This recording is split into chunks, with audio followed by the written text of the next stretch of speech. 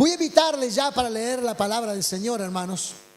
Amén. En Lucas capítulo 24, versículo 1 al 12, vamos a leer justamente el acontecimiento, el momento específico en que la Biblia nos relata la resurrección de Cristo. Amén.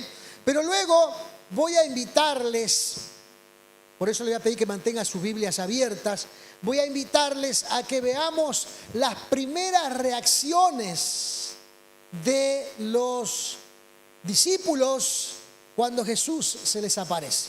Amén, las primeras reacciones. Porque, y vamos a recorrer varios de los evangelios, porque cada quien le da énfasis a lo que más le gusta o le interesa, ¿verdad? O le preocupa. Lucas le da énfasis a algo, Mateo le da énfasis a otra cosa, Marcos le da énfasis a otra cosa, pero vamos a visualizar cada uno de estos momentos especiales cuando Cristo se le aparece a los discípulos en distintas oportunidades. Amén. Pero primero vamos a leer el acontecimiento que nos relata la palabra del Señor. Lucas capítulo 24, versículo del 1 al 12. ¿Lo tiene allí? Voy a leer la versión Nueva Traducción Viviente, por eso aparece un poquito diferente a la Reina Valera, pero el texto es igual, ¿verdad? El texto es el mismo. Dice: el domingo, muy temprano por la mañana, las mujeres fueron a la tumba llevando las especies que habían preparado. Encontraron que la piedra de la entrada estaba corrida a un costado. Entonces entraron, pero no encontraron el cuerpo del Señor Jesús. Mientras estaban allí perplejas, de pronto aparecieron dos hombres vestidos con vestiduras resplandecientes. Las mujeres quedaron aterradas y se inclinaron, rostro en tierra. Entonces los hombres le preguntaron: ¿por qué buscan entre los muertos a alguien que está vivo? Él no está aquí, ha resucitado. Recuerden lo que les dijo en Galilea, que el Hijo del Hombre debía ser traicionado y entregado en manos de hombres pecadores y ser crucificado, y que resucitaría el tercer día.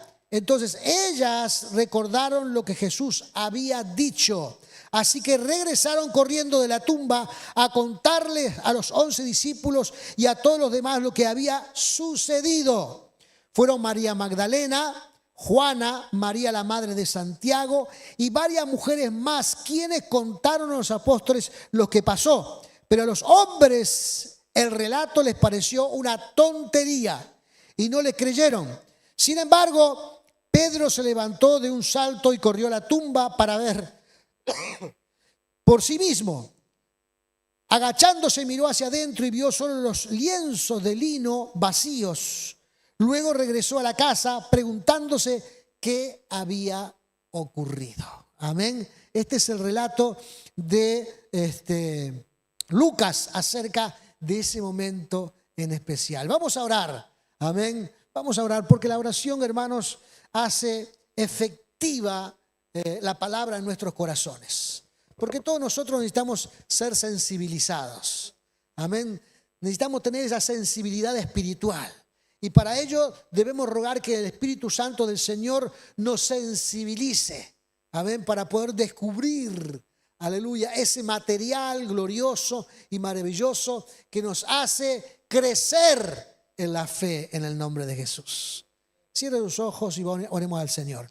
Padre amado, gracias te damos en esta hora, Padre Celestial, en el nombre de Jesús. Te rogamos, Padre eterno, en el nombre de Cristo, que tú estés ministrando nuestras vidas, nuestros corazones, Señor amado, en el nombre de Jesús. Te imploramos, Señor eterno, aleluya, que tú estés ministrando, Dios eterno, aleluya, nuestros corazones. Y podamos, Dios mío, en el nombre de Jesús, reflexionar ante este evento glorioso y maravilloso, aleluya, de que nuestro Señor haya resucitado y que 2000 años hasta nuestros días estamos recordándole este evento que ha conquistado tantos corazones y tantas vidas, Señor amado, en el nombre de Jesús, y que seguirá haciéndolo hasta que Él vuelva a levantar a su iglesia, Padre Celestial. Oramos en tu nombre, Cristo de los cielos, y exaltamos, Padre amado, tu divina y gloriosa presencia, Señor Jesús.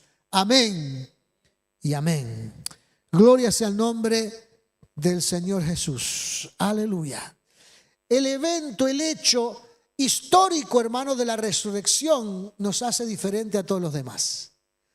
Todas las demás religiones que existen, hermanos, pueden identificar a sus líderes, a sus precursores, aquellos que la iniciaron y pueden estar allí. El único, hermano, que ha resucitado ha sido el Señor Jesucristo. Amén. Dice que el Espíritu Santo de Dios le dio vida otra vez al cuerpo del Señor Jesús, resucitándolo al tercer día.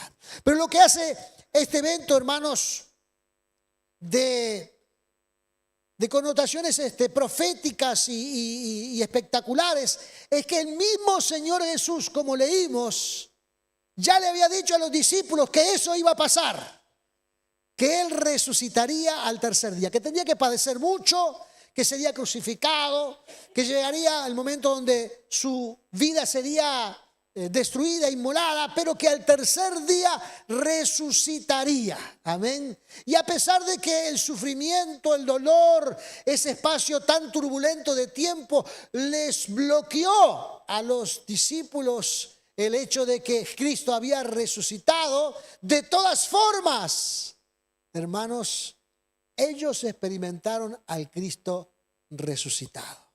Amén. Por eso quiero compartir, hermanos, las reacciones de algunos de las primeras apariciones de la gente que seguía al Señor Jesús. Por supuesto, las primeras personas que experimentaron esto fueron estas mujeres. Ellas vieron por primera vez al Señor Jesús. Amén. Las mujeres, hermanos, las hermanas tienen esa sensibilidad espiritual donde de alguna manera nos adelantan a los hombres. Son más espirituales que nosotros. Nosotros queremos evidencia, queremos ver cosas tangibles, queremos palpar, queremos tocar, queremos ver con los ojos, queremos estar seguros. Pero las hermanas tienen una sensibilidad especial. Amén. Parece que el Señor les dio algo diferente que nosotros no tenemos y ellas están dispuestas a creer. Aún con la cabeza llena de dudas, aún con la cabeza por ahí un poco opacada por las circunstancias que le estaban pasando. De todas formas, ellas fueron al sepulcro con la intención de ungir con esencias aromáticas el cuerpo de Jesús. Estaban deseosas, dice la Escritura, hermanos, que el domingo temprano en la madrugada salieron rumbo a la tumba para, de alguna manera, ungir el cuerpo del Señor Jesús. No sabían ni lo que iban a hacer porque la tumba, hermanos, ustedes saben que estaba bloqueada por una enorme roca. No tenía muy claro cómo lo iban a hacer, no tenía muy claro quién le iba a correr la roca, no tenía muy claro, pero ellas fueron porque anhelaban el hecho de estar con el Señor Jesús. El Señor Jesús había sido algo muy importante en sus vidas. El Señor Jesús había hecho tantas cosas en sus vidas y le había bendecido tanto de que no querían pensar de que todo se había terminado, sino que algo tenía que pasar, algo tenía que suceder, alguna cosa iba a pasar. Y por eso, hermanos, el Señor Jesús a las primeras que se le aparece son a estas mujeres.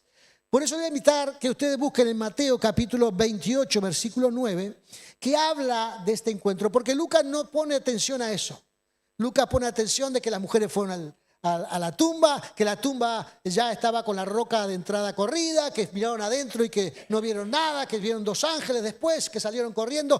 Pero Mateo pone detalle en este asunto. Capítulo 28, versículo 9.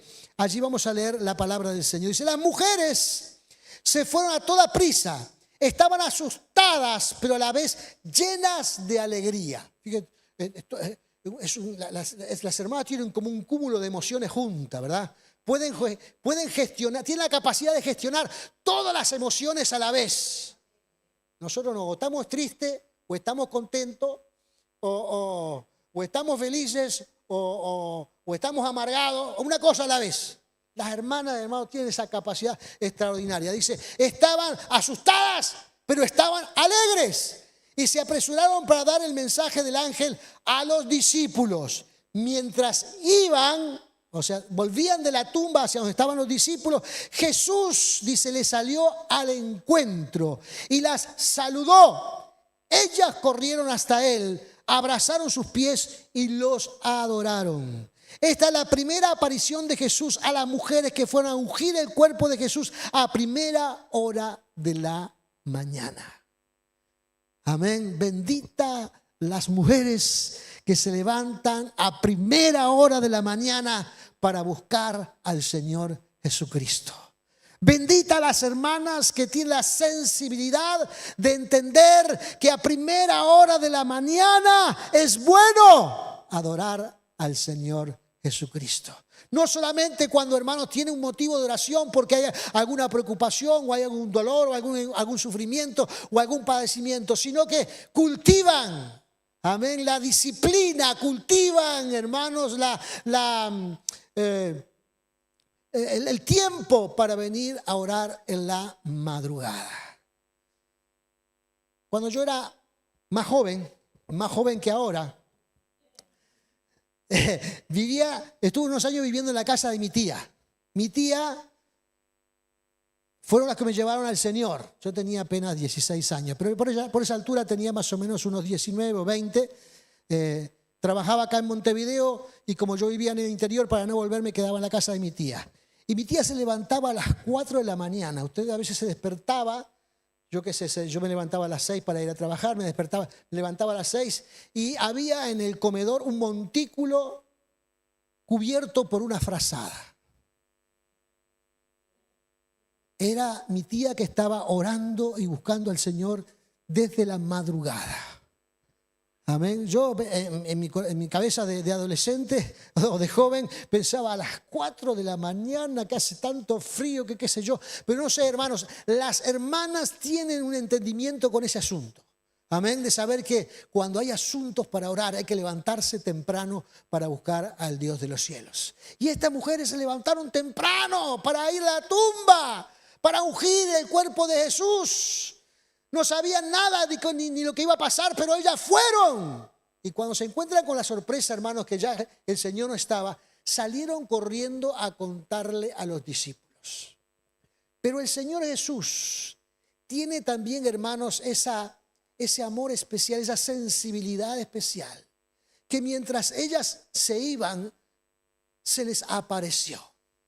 Amén. Y fueron las primeras que tuvieron un encuentro con el Señor Jesús, porque se levantaron temprano, porque fueron a la tumba temprano, fueron las primeras que tuvieron la experiencia de encontrarse con el Cristo resucitado. Amén. Yo no sé, hermanos, si nuestra mente hoy día puede lograr procesar con un entendimiento claro el hecho de que Cristo, que había muerto hacía 2 días, el tercer día se les aparece resucitado. Amén. A veces es un poco difícil, hermanos, tener esta figura delante de nosotros, porque a algunos, si se le aparece a alguien que no lo está esperando, en vez de estar corriendo hacia sus pies, sale corriendo pero hacia al otro sentido, ¿verdad? Se le aparece a alguien que estaba muerto, que todavía no había comprendido esa realidad, que todavía no la había entendido, y se le aparece. Dice que estas mujeres salen corriendo hacia donde estaba Jesús y abrazan sus pies. Quizás algunos de nosotros, hermanos, tuviésemos tenido la reacción de correr, pero hacia el otro lado, asustados, con pánico en nuestros corazones, porque no era algo que estábamos esperando ni entendiendo en nuestras vidas. Pero así es el Señor Jesús, hermanos. Si usted lo busca, usted lo va a encontrar. Así es el Señor Jesucristo. Si usted con sinceridad en el corazón le busca, el Señor va a venir a ustedes. Porque Él no está muerto, hermano. Y Él es una persona que se comunica, hermano, con cualquiera de nosotros. Si está implorando, deseando tener un encuentro personal con Jesús, para que el Señor llene su corazón, llene su vida y usted pueda volverse un cristiano fiel y verdadero, déjeme decirle, el Señor Jesús se le va a aparecer. Cristo va a venir a sus corazones. El Señor va a llenar su vida. El Señor va a darles expectativas a esta vida porque hay sinceridad y Dios responde a un corazón sincero. A un corazón sincero. En segundo lugar, a los que se le apareció fue a los discípulos. Pero en este caso vamos a leer el Evangelio de Marcos.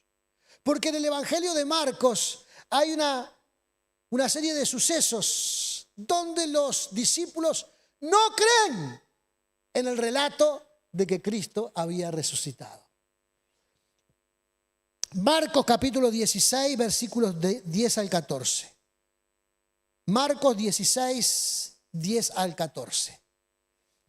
Dice, ella fue a ver a los discípulos quienes estaban lamentándose y llorando y les dijo lo que había sucedido. Sin embargo, cuando les digo que Jesús estaba vivo y que lo había visto, ellos no le creyeron. Tiempo después, Jesús se apareció en otra forma a dos de sus seguidores que iban camino desde Jerusalén hacia el campo. Ellos regresaron corriendo para contárselo a los demás, pero ninguno les creyó. Incluso más tarde se apareció a los 11 discípulos mientras comían juntos. Los reprendió por su obstinada incredulidad, porque se habían negado a creer a lo que lo habían visto después de que resucitó. Una serie de sucesos donde los discípulos reciben testimonio de que habían visto al Cristo resucitado. Pero dice aquí la palabra del Señor que ellos intencionalmente no creyeron los testimonios de aquellos que le relataban la aparición del Señor Jesús. No creyeron. Y no fue simplemente un caso ocasional. Ya vimos en el capítulo 28 de Mateo que tampoco esa gente creyó allí en ese momento. Ahora leemos aquí que Marcos que tampoco enfatiza, no le creyeron. Y volvió a aparecer en otro lugar y no le creyeron. La incredulidad, hermanos, está como a veces encarnada en la vida del ser humano. En vez de ser creyente por naturaleza, somos incrédulos por naturaleza. Y lamentablemente cuando se refiere a la gente de nuestro país, parece ser que esto, hermanos, tiene una especie, digamos, de orgullosa incredulidad. Porque algunos dicen acá, no, acá en Uruguay somos gnósticos o somos ateos o somos, y parece que o no creemos porque somos gente que somos más racionales, y parece que a veces el culto a lo racional nubla o obstaculiza o destruye lo espiritual. Parece que, hermanos, esa cuestión nos hace insensible ante el mundo espiritual. Y parece que tenemos un orgullo tan poderoso que decimos, no importa el mundo espiritual, nosotros no creemos en él. Y parece que eso fuera verdad. Parece que nos regocijamos de decir, no creemos, y entonces decimos, eso es verdad. Porque no creemos. Y pensamos que de alguna manera Dios deja de existir porque el uruguayo dice que Dios no existe. Por ahí contamos acerca de algunas verdades espirituales, algún testimonio, Dios sanó a fulano, Dios tocó a sultano, aquella persona que andaba mal la restauró, aquella persona que vivía a veces descarriado porque estaba en medio de la droga o de la delincuencia o de lo que fuera, Dios lo amó, lo rescató, lo trajo a sus pies, lo hizo una nueva persona y decimos, qué bueno es eso, esa terapia no sé quién la hará, pero seguramente no tiene nada que ver con Dios. Y porque nosotros lo decimos, pensamos que eso es así. Y yo me imagino, hermanos, que esta especie de enfermedad llamada incredulidad, pensamos que de alguna manera favorece nuestra vida, cuando en realidad lo que termina siendo, hermanos, es negándonos la realidad de conocer al Rey de Reyes y Señor de Señores. Nos negamos de conocer al Dios resucitado. Nos negamos de aquel Dios que vino a reconciliar al mundo con el Dios el Padre, amén, a través de la justificación y la redención. Nos olvidamos que Dios nos amó tanto que envió a su Hijo a esta tierra para que padeciera por nosotros como un cordero sin mancha, como un ser espiritualmente hablando justo, para que alcanzáramos salvación. Nos olvidamos de los relatos proféticos que el Señor habló una y otra vez antes de que sucedieran, alertándonos para que cuando lo viéramos o lo escucháramos pudiéramos reconocer al Dios vivo. Porque eso es lo que le pasó a esta gente. No creyeron. Pero Jesús ya le había dicho que iba a resucitar, pero ellos no creyeron. Estaban obstinados. La tristeza, el dolor, la falsa expectativa que habían creado en sus vidas pensando de que el Señor los iba a libertar de otras cosas, se olvidaron de las promesas del Señor Jesús. Dice, hermanos, que estaban reunidos, versículo número 10, dice que estaban reunidos lamentándose y llorando. Y llorando. El maestro partió, el maestro se fue, todo terminó, ya no hay salida. Nuestro tiempo grato, feliz de convivir juntos durante estos 3 años y de ver milagros en todo lugar y en todo sitio, ya no lo vamos a ver porque Cristo, ya el Señor Jesús ya no está entre nosotros. Estaban lamentándose. Y al escuchar que Jesús había resucitado, ellos dicen, esto es una tontería, ¿cómo que va a resucitar? Si murió, murió. ¿No? Es esa reflexión, hermano, que tenemos algunos de nosotros que decimos, cuando no conocíamos al Señor, decíamos, no, si se murió, ya está, no hay más arreglo. Se murió. No hay más nada después de la muerte. No existe nada más. No hay otra forma de vida después de la muerte. Y nos olvidamos, hermanos, que Dios nos ha creado con eternidad en nuestros corazones. Por eso amamos tanto la vida. Por eso queremos vivir más. Por eso queremos de alguna manera perpetuarnos aquí. Pero el camino no es perpetuarnos aquí en esta tierra. El camino es alcanzar la salvación que Cristo nos ha ofrecido. Amén. Para vivir esa eternidad que Él ha planeado. No podemos estar llorando, hermanos, por el sufrimiento de esta tierra, o llorando todo el tiempo porque no alcanzamos lo que queremos, o llorando porque no tenemos o no podemos ampliar nuestras expectativas, o queremos alcanzar cosas que anhelamos en nuestro corazón y no lo logramos, y entonces lloramos y lloramos. Hermano, este no es el fin de todos. En realidad, aquí es el principio de todo. Porque si usted, hermano, se relaciona con Cristo, si usted, hermanos, toma a Jesús como el Señor de sus vidas, entonces vivirá eternamente. El asunto no es aquí, el asunto es allá en el reino de los cielos. Gloria sea el nombre de Jesús. Jesús, hermanos, dice que pasados unos días se le apareció cuando estaban todos reunidos. Estaban puertas cerradas, ventanas cerradas, todo estaba cerrado, y Jesús se aparece delante de ellos y les dice, Shalom, paz a ustedes. Y lo primero que le dice el Señor Jesús, dice, incluso más tarde se apareció a los 11 discípulos mientras comían juntos, y dice, los reprendió por su obstinada incredulidad.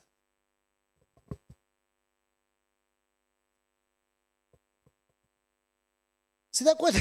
El Señor llega y en vez de estar recibiéndolo con felicidad, estaban allí con caras tristes todavía y sufridos. Y a pesar de que habían tenido varios anuncios de que Jesús había resucitado, ellos todavía seguían, hermanos, pensando en la cruz cuando Cristo estaba crucificado. Estaban allí con la cabeza en ese lugar, a pesar de que ya habían recibido reiterados informes de Jesús resucitado. Tremendo, ¿no? Jesús no tuvo otra cosa que decirle, señores, ¿qué les pasa? Señores, ¿qué tienen? Yo les anuncié que iba a resucitar el tercer día. Les envié varias personas que ya me vieron. ¿Qué les pasa? ¿Por qué siguen con ese estado de incredulidad en sus vidas? Y el Señor ya le agrega un adjetivo más, dice obstinada incredulidad. O sea, de testa dura, ¿no? ¿Qué hay ahí adentro? Hola. Porque algunos de nosotros somos de testa dura, ¿verdad? Y podemos llevar las cosas hasta un extremo muy significativo, porque a veces las cosas no nos salen del corazón, nos salen de la cabeza, y entonces ahí hay una corteza que no deja penetrar las cosas. Y Jesús tiene que reprenderlos. Y le tiene que decir que están obstinados en no creer, en vez de creer, en vez de abrir su corazón, en vez de tener una pequeña esperanza en su vida, están obstinados en no creer, en negarse a creer. Y eso, hermanos, trae males mayores, trae prejuicios, hermanos, que son muy negativos para nuestra vida cuando nos negamos a creer en el Señor. Hermanos, nosotros somos muy creativos. Cuando hablo de nosotros, hablamos de los seres humanos. Somos muy creativos a la hora de poner excusas para justificar a veces nuestra forma de pensar. Pero cuando hablamos del Evangelio, no estamos hablando de la forma de pensar del ser humano o de la forma o mi forma de pensar. Estamos hablando de la forma de pensar de Dios. Y Dios, hermanos, está pensando de esta manera con respecto al ser humano que se ha obstinado a no creer. Y le dicen, no sean incrédulos. No sean incrédulos. Abran su corazón. Abran su vida. Estén atentos a lo espiritual. Practiquen la vida espiritual. Superen la vida natural a través del poder de la vida espiritual. Es más lindo, hermano, vivir con Cristo que vivir sin Cristo. Disfrutamos mejor y comprendemos mejor la vida con Cristo que sin Cristo. Tenemos, hermanos, mejores pensamientos e intenciones, no solamente para nosotros, sino para quienes nos rodean, cuando tenemos a Cristo. Porque el Señor nos ayuda, hermanos, a llevar adelante los dos más grandes mandamientos que existen en la palabra del Señor. Los dos, que termina siendo uno solo. Este es el gran mandamiento, dice, que ames al Señor tu Dios con toda tu mente, con toda tu fuerza, amén, y a tu hermano como a ti mismo. Sin Cristo, hermano, esto es imposible de practicar. Sin Cristo, hermanos, es imposible llevarlo adelante. Por eso debemos practicarlo con el Señor. Y para eso hay que abrir, hermanos, un tiempo espiritual en la vida. Por eso uno tiene que ser sensible a las cosas espirituales. Por eso uno tiene que comprender, hermanos, que quien reina es el mundo espiritual. Y poderlo entender en nuestra vida. Algunos dicen, no, lo que pasa es que somos racionales. Somos seres racionales. Es cierto, hermanos. Lo racional y lo espiritual no están divorciados. No es que lo racional va en una dirección y lo espiritual va en otra dirección. No es así. A veces nos han querido enseñar, hermanos, que lo espiritual va en una dirección y lo racional va en otra. Pero en la palabra del Señor, hermanos, esto no es así. Tanto lo racional como lo espiritual van de la mano. Por eso tenemos el ejemplo de Tomás, que en tercer lugar, quiero mencionarlo, que quien pone la vista en Tomás es el apóstol Juan escribiendo su evangelio. Y se encuentran en Juan capítulo 20, versículo 24 al 29. Tomás, ¿te acuerdas cuál es Tomás? Uno de los discípulos, hermanos, que quería ser racional. Quería evidencias. Yo quiero evidencias.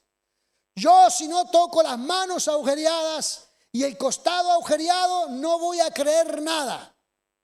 Este era de los que practicaban yo creo lo que veo. Este hombre quería tener evidencias primero para después creer. Tenemos así Juan 20, versículo 24, dice así: Tomás, uno de los 12 discípulos, al que apodaban el gemelo, no estaba con los otros cuando llegó Jesús. Ellos le contaron: hemos visto al Señor, pero él respondió. Escúcheme lo que respondió Tomás: no lo creeré a menos que vea las heridas de los clavos en sus manos, meta mis dedos en ellas y ponga mi mano dentro de la herida del costado.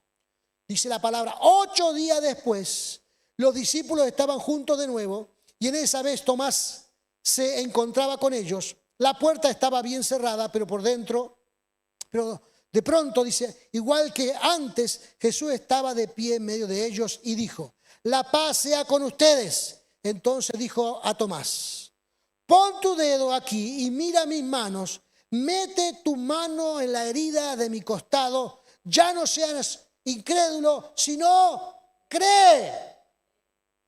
Y dice que Tomás dijo: mi Señor y mi Dios, exclamó Tomás. Entonces Jesús le dijo: tú crees porque me has visto. Y fíjese esta preciosa frase: benditos los que creen sin verme. Amén. Benditos los que creen sin verme. Tomás, hermanos, era alguien que quería evidencias. Hermanos, los hombres hemos buscado la evidencia de la resurrección de Cristo por centenares de años. Los científicos han buscado evidencias de la resurrección de Cristo. Han buscado de que esto realmente es, si fue un hecho real o no.